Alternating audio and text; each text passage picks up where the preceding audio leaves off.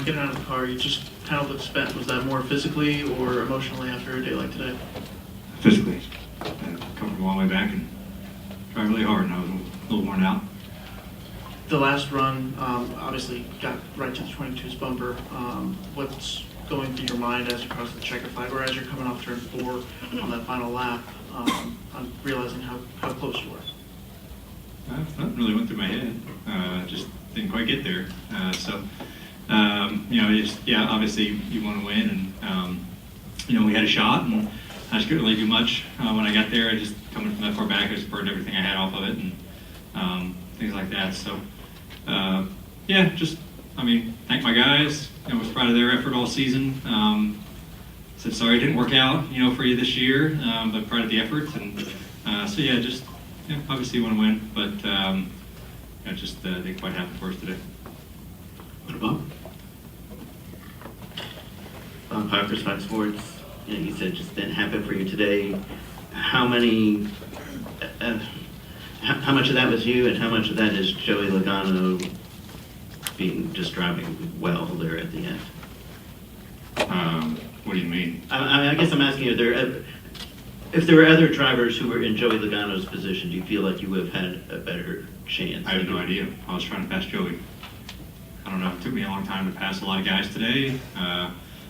Joey is one of the best ever, I feel like. He did an amazing job. Didn't make any mistakes in the closing laps when I was kind of catching him. He obviously did a great job because he's a great, race car driver and did everything he needed to do to win. So it's hard for me to say if it's anybody else, would it have been a different outcome? I don't know. There was only one guy, and it was that outcome. And Joey's a fantastic race car driver, obviously 3-time champion, and he did an amazing job of doing what he needed to do to win the race.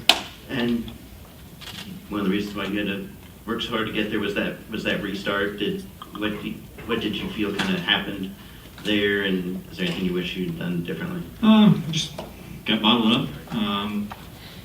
I took 6th. Thought the top was probably the better row, personally, and I just got put in just kind of a weird aero spot. A lot of guys washed up in front of me there through 1 and 2, and Joey kind of got clear, and then I only got to 4th. That was the outcome. Just Joey got to the lead pretty quick with how the restart went, and it worked out for him. And by the time I settled in, I was 4th, and had to work my ass off to try to get by, the 5 and the 24, and run Joey down, and then I had nothing left. I had everything was spent on that car, and I knew when I was running them down, like I'm going to get there, but I didn't know I didn't have anything once I got there. So once you get in dirty air and they can start, kind of guessing where you're going, and it just makes it that much harder. So just the restart. If I would have just been closer, I would have came out 2nd or so, or I wouldn't have had to work as hard and come from as far back, and maybe would have had a little bit better shot. Go to Jordan. Jordan Bianchi, The Athletic. Apologize, it's been asked. You see it up close, but what is it about Joey in these moments where he kind of rises up? Whether it's Vegas or here, just in these playoffs, he has this ability to just kind of seize the moment, if you will. Yeah, that group does a good job of knowing what they need to do at what time, and it's a testament to Joey and Paul Wolf and that whole team for really rising to the occasion and putting together a great race, and Joey in particular knowing what he needs to do behind the wheel to get it done. I enjoy racing Joey. He and I push each other really hard because we lean on each other a lot and try to learn from each other, and that's been a fun dynamic. It's been fun to learn from a guy that is so successful like himself, and 3-time champion now, and going to be a Hall of Famer. And I really try to take things that he does well and try to apply it to myself, and kind of vice versa. So that's been fun to kind of be able to work together as teammates. So he's just really good at his craft and understand what he needs to do, and he did it today. I don't know if he had. I definitely think we had the fastest car, but he did a great job of understanding what he needed to do on the restart and getting out front and then holding on to the lead. So that just shows all those things that he does really well. Good job. Next.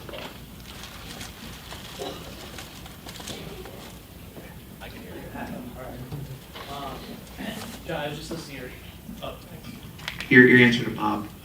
So is the bigger factor the dirty air, and that like by the time you got there, your stuff was already burned up to get to that point, or like how he took away your lines over and over again? Like, I mean, he put on a defensive clinic essentially. Like, what was the bigger factor? I guess? Everybody put on defensive clinics today. Everybody I tried to pass. Everybody did. So props to them for that. They did a great job. And it's just what you have to do. I mean, the 5 did it to me, the 24 did it to me, the 22 did it to me. It's just what you got to do. If you're struggling, and it just buys you time, right? And it's just part of the sport because it's so powerful. You know, the defensive line is so powerful of dirty air. You have to do it if you have a faster car behind you coming down in these moments. So I don't blame them for doing it. Is it not the funnest thing in the world? No, because I've lived that story many, many times.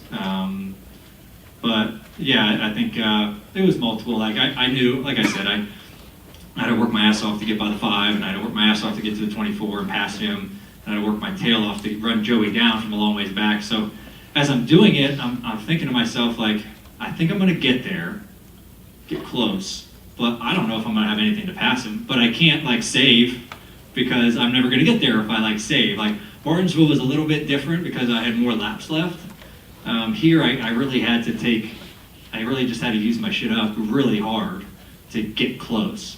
And then I just didn't really have anything left there. So it was a little bit of both. My tires were spinning. He did a good job of kind of being placing his car where he needed to be. You were totally gassed too, right? Yeah, I was tired, man. Gosh, I was puffing and puffing and driving hard and thought I was going to pass out after the race. Just working hard, trying to close the gap down. And there was a lot of similarities to last week, and it just didn't quite get there this week. Okay, we'll take 2 more. I'll go here in the center and Billy. Blaney, from my point of Cameron Caraway for Sports for You here first. From my point of view, it looked like you were just able to drive it into the corner way more deeper than anyone else could have been for. What just in the car gave you that confidence to be able to do that? Yeah. I had a decent line going. I felt like I could get into turn 1 really fast and on the apron and kind of hook my right side tires on the paint, and that would kind of hold me. I kind of found that early in the race, and it was pretty big grip there. So I really kind of started doing that second half of the day.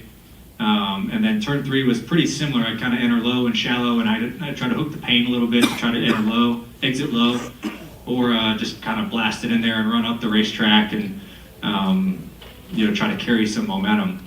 I think just entry security kind of helped me. I could enter faster than guys with the rear of the car being a little bit more under me. That was working for me. My car was handling really, really well. I wish I ever got control of the race. Like I never got the lead. I got the lead once, and I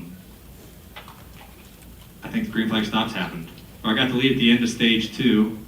Stage 2 ended, and then I got the lead back. Well, I finally passed Joey for a second in the 3rd stage when the green flag cycle happened. Bell pitted. I came out second. I just never got the lead. I feel like if I got the lead, I'm gone, but it just didn't play out. But yeah, car was great, and Jonathan and those guys did a great job of getting us to where we needed to be. So, Come on here. Alex Star in Sports Talk 805. Team Penske's now won the last 3 championships, and today you were 1-2. How is it that you guys are able to dominate right when you need to here at the end of the year at this track? It's really incredible. 3 in a row for Team Penske and Roger and Ford. Jim Farley was here today. That's a massive deal for Ford, and it was really great to have him here. And I was super excited for Roger and Walt Zarnicki and Tim Cindric, Bud Danker, Jonathan Gibson, all those guys who put it together. And Penske won 2. I think that's the first time I've ever run 1-2 in the championships. That's a huge accomplishment.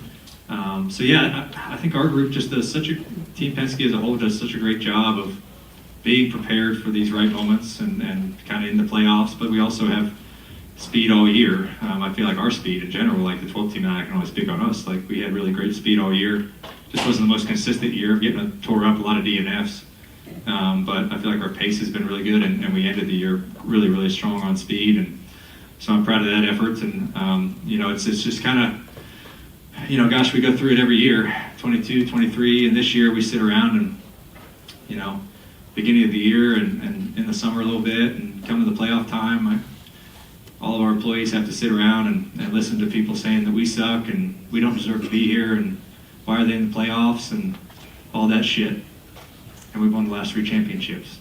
So this team does a great job of rising to doubters, and it's really cool to be a part of that team. And they just work their asses off to figure out what we need to do to get better every single week, and they know how to rise to the occasion come playoff time.